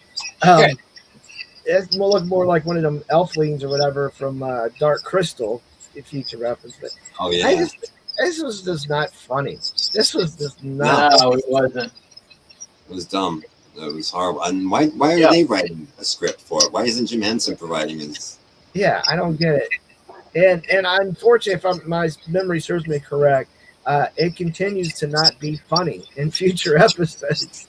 Well, and they said, and that's why they dropped. I mean, it got dropped by the end of the first season, and I'm surprised it lasted that long. I mean, again, you know, when you're watching a skit and you don't hear the audience laughing, you cringe. You know, and like I said, the dad skit, I kind of felt like that it was a funny skit, but I mean, I don't know, nobody was laughing. And I'm looking at this Muppets thing, and I think there was one laugh that, you know, they got. Something about when he was eating the leg, and he said it tasted like tissue or something. I don't know why people laughed at that part, but I'm saying it was kind of cringe, not cringy. Well, they put the applause sign up by then. Yes, exactly. They needed the applause sign. And again, I remember the Muppets being part of it, you know, throughout the whole first season, and always thinking to myself, like, why? That'd be the time you go to the bathroom or go get a beer or a soda or something. Yeah. And it was such a weird concept for a comedy show. Well, maybe if they probably couldn't use some of their trademark Muppets and stuff like that. Plus, there'd be a conflict, Sesame Street and Saturday Night Live type of thing. And so, for one thing, we didn't know the Muppets that they used. We knew the voices because it was Frank Oz and Jim Henson and his crew. But yeah, it just why was SNL writing those skits that maybe they did them bad, so they would say, "Get them out of here," you know. Well, and if they had used the characters that eventually became the primetime Muppet Show, you know, I think it probably would have been better. I just don't understand this whole concept of what they were doing there. Yeah, I think he was just trying to get variety, crazy variety. Well, it makes you wonder why Lorne Michaels put it on there. I mean, was Sesame Street a thing by that time? Yeah. Oh yeah. Yeah. But I'm sure that he probably did it thinking that was an upcoming thing, and he was right. But that just wasn't the right. Again, that was Yoko Ono on a John L. now. It's great on its own, but don't mix it with something that's not going to be great with. Yeah, I mean, again, it's like, you know, you're watching it and you are kind of like, okay, come on, let's get to the next thing. And I think it was long too. Oh, that's right. Sesame Street started in '69. So I mean, I wonder if just Henson was just trying to, you know, again, do something for prime time. I don't know. It's weird. I mean, it makes you wonder, why did Lorne Michaels do this? You know? On Airplane, I watched a really awesome thing about Jim Henson and the Muppets, all that shit. He was a really interesting guy. I mean, he didn't do drugs and shit like that, but he was into like the psychedelic stuff and the weird stuff. He was just naturally, I don't know, out there. But I think he just thought this was a great opportunity to because he wanted the Muppets to be taken seriously as adult entertainment, not just kiddie stuff. And I wonder if it was his idea or Lorne Michaels' idea. Yeah, that's a good question. Because Henson seemed lost. Like you said, you know, he wrote for the Muppet Show. I mean, you know, of course, this wasn't Sesame Street, but why were they letting the writers write for him? If he wanted to do this primetime thing, why didn't he write it? And I mean, again, this is something I'd like to delve into. Was this whole concept his idea and they just wrote for it, or was it their idea? And Yeah, he because performed it was it? an elaborate, specific creatures that they must have created, and the set. I mean, that's a small. You've seen SNL set. I mean, that's a Yeah. they Oh, they yeah. they turn that thing around. They're magicians. The crew. They're amazing. Oh, yeah. They don't have a lot of room, and that thing took up like. It wasn't like now where they can throw a green screen and fake it that way, because it looked a lot cheesier back then when they did it. But I think we spend more time on it than the actual skit. yeah. Well, I don't know. Did you give your opinion, JV?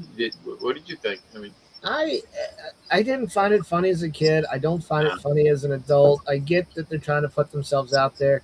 Obviously, like Frank said, they put the idea out there. They had to have ideas for these monsters, but did they not have any ideas for the story?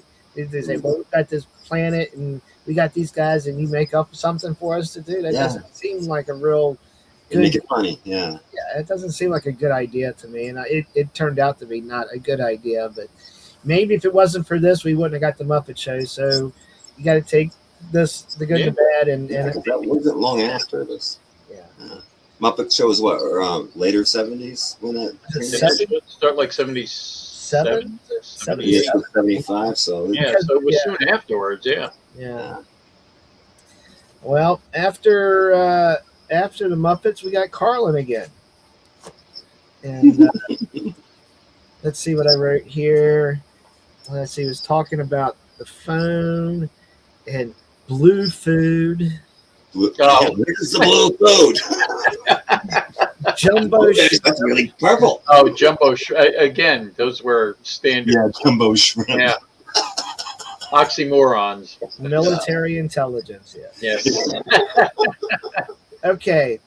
Next, we got an Albert Brooks film. Now, I admit, as a kid, I think a lot of these flew over my head. Yeah. And so, as an adult, his film was called The Impossible Truth. Mm-hmm. And first, you had the blind cab driver. That's probably one of the better ones that he did. This almost, the way he did this, it almost reminded me like of an In Search Of or something like that. You know what I mean? That's what he was going for. And I mean, he was just always a funny guy. I always liked him. By the way, I was showing the In Search Of episodes on my channel before I got kicked. Oh, were you? Yeah, you can show. You can show them. Search of Bigfoot. Yeah. Bigfoot, Amelia Earhart, Bermuda Triangle. Yeah. I mean, this was a great debut for the Albert Brooks films, which ran, for quite a while. I mean, the last one was horrible. It was just stupid, dumb. He was sick, and it was just him talking. It just like, oh, really? He even knew it was the last one. He said it was going to be the last one, so it's almost like he did a second one on purpose, and it was too long. I'm like, well, yeah, this one was good. I liked the one. Other parts in the Albert Brooks film is where Israel and the state of Georgia are switching places. Yeah. And just names. then there's the questionable part of this where the state of Oregon has changed the age of consent from 18 to 7. That was creepy. That was a little creepy. And what he asked the girl who's eating or whatever, was it on the menu? I forget what it, something for her to read. She says, "I can't read yet." God, he's trying to get her to go to his apartment. It's like, but I mean, that was the whole idea with a lot of his films, is pushing, the issue. Yeah, I mean, that was a little, one. That was a little cringy. But I'm just saying, he always did that. Yeah. But you're right. It's probably one of his better ones because I remember some real. Yes. Oh yeah. Ones. All right. Next was B Hospital. The workers and the drones. Yeah. The drone. It's a drone. That's a worker. It's a worker. Congratulations. It's a queen. Self-explanatory guys dressed up as bees in a hospital, just buzzing around waiting for their drones or workers. Well, that was another thing in the movie. That part when the girl said to him, "No, remember, you're not a bee. You're a guy dressed as a bee." So I don't. I think that whole concept went over people's heads sometimes too. I mean, but yeah, the bees did a lot of great things after that. I mean, it did some really funny ones. This one was okay. I actually Googled to see if John Belushi actually did ice skate and he did. He would dress up as a bee and go down and ice skate. I remember at the end of one episode, I think All they of actually showed him ice skating, like at the end credits, or somebody ice skating Yeah. in the bee costume. So I would never picture John Belushi as an ice skater. It just never. Those two things never clicked in my head. But Well, you never know. that's I need right. to do a triple X. Next, we had the commercial for Operator School, where they trained you to be an operator, Oh, the phone operator. phone operator. Yeah. With Gilda Radner. Oh yeah. Yeah, that was good.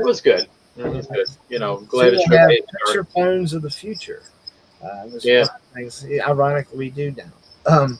Yeah. All right, then we've got comedian Valerie Bromfield for her 2 minutes.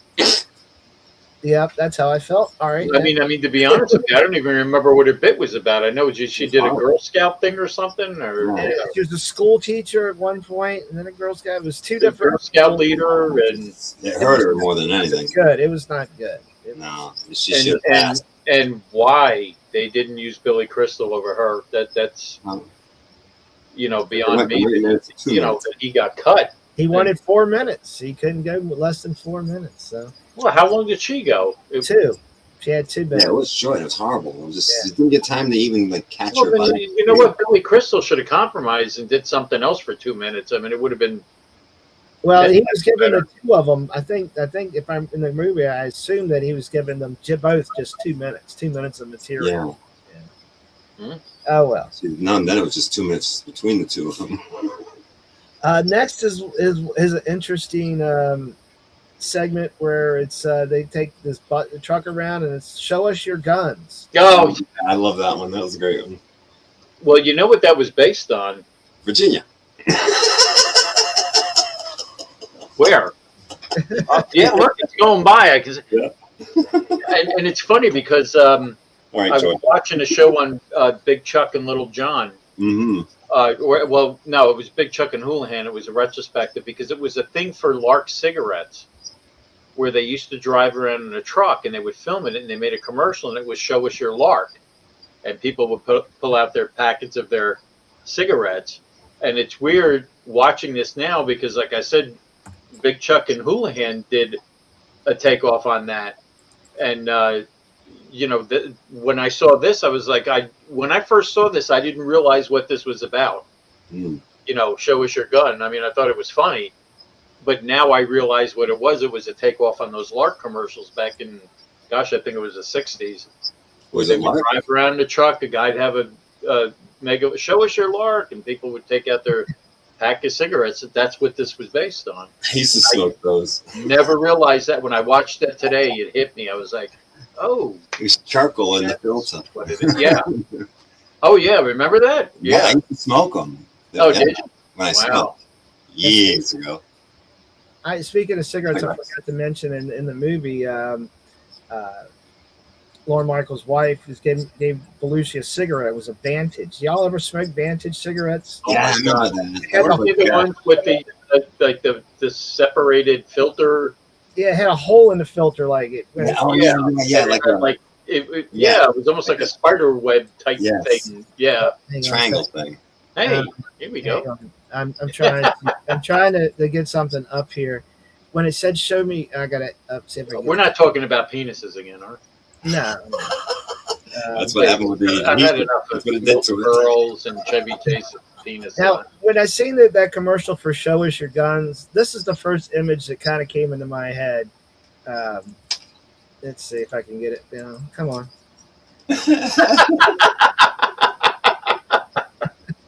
Flashback, but yeah, I like how he's got the big machine gun. She's got the little one. Do we know these people? No, but I know of this picture. Yeah, it was. It was during the Black Lives Matter things, and then this couple, there was a parade or march coming down the road, and these couple came out in their yard with their guns. Okay, but let's not convolute it. They were on their property. Yeah, they were on their property. They were protecting their property. Yes. Yeah, I was just thinking, show us your guns, and that was the first thing that took in my head. Like, oh, okay, yeah. Anyway, I digress. Right. Why do they have no shoes on? I always wonder. What was it? Croc? Would they have Crocs? I didn't pay no attention. What was the shoes? Let's see. No, he had no shoes. Oh, no shoes. Yeah. Wow. Pink shirt. Looks like a school teacher. He is styling and profiling there. Yeah. Next, for the fourth time, George Carlin comes out. And this is probably my favorite part that George Carlin did because this whole thing is pretty much on religion and God. And this is the toned down version because yeah, I know. Gosh, I remember that bit. You know, my favorite one was, and I remember the Jesus statue on the Buddy Christ dashboard, and he said, "Why is it facing watching you driving instead of watching where you're going?" Yes. That was fun. Gosh, but I remember people had those. You know, I mean, I don't remember if they were stick-on or magnetic or what they were, but I think it was stick-on back in the day. A lot of people had those. Nothing wrong with it, I think. No. I had a Buddy Christ. I just think it's funny what he said. Why would you want him watching you drive? That cracked me up. I forgot about that. That was hilarious. Eyes back on the road. Next, we had Billy Preston singing "Fancy Lady." Yeah, another great song. Love that song. They mentioned something about the audio and stuff, and when I was listening and watching it on the actual episode, I was like, my God, I could tell there was like one microphone, and like his voice was different, but still sounded freaking fantastic. Oh yeah, His performance, I was like, wow, because live it's hard and they didn't. I'm sure they didn't work out all the bugs for that kind of stuff. But. Mm-hmm. What was the bell? I don't know. That wasn't me. I don't think. Wasn't me. The next skit we've got is Trojan Horse Home Security. Who's that? That was good. Yeah, that was good. And, that was hilarious. And I like when Dan Aykroyd asked her, "Do you worry about getting sexual assaulted in the kitchen?" And she starts to say, "Well, it depends on who it is." And they deal with child kidnapping too, because they kidnap the kid, to get him to sign a contract. Oh my God, yeah, that was good too. And then SNL predicted the future with a commercial. The triple track razor with 3 blades. Oh yeah. Because you'll believe anything. Well, guess what? And it came true. Yeah. 4 blades, I believe now, maybe 5. Who the hell knows? Yeah. And then we got Janice Ian one more time for one more song, and then we ended up with after that the Good Night. Yeah. And everybody's name had Bud in it, which we missed out. I'm going to tell you, I mean, I could see what they were going for. I mean, they were throwing a lot against the wall to see what would stick. That's an evil jump. Yeah, I mean, again, they packed a lot into this episode. I mean, and like I said, I think the only thing that kind of fell flat for me was the dad thing. Like I said, it was. And I'm not saying it wasn't a good skit. It's like I said, it was just again kind of weird. Nobody laughed during that skit, and that just goes to show you how much that kind of affects you. That if the audience isn't laughing, then you know what I mean. It seems strange. Mm-hmm.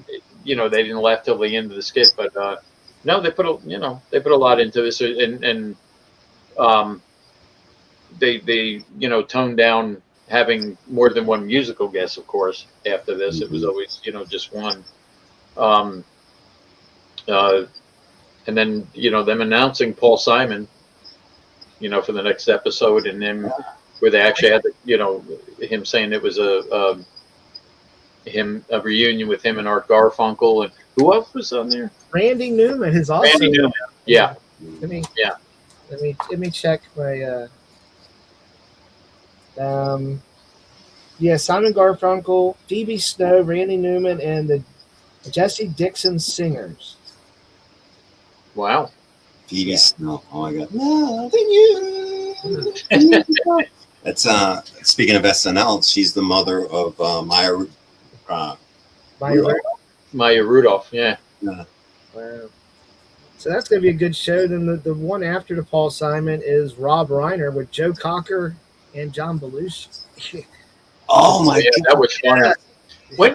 When did Richard Pryor? Well, let me see here. What episode number was that? I've only got season 1 down here, so let me check here. Well, I think it was season 1, wasn't it? Yeah. That's so. Okay. Huh? What's up?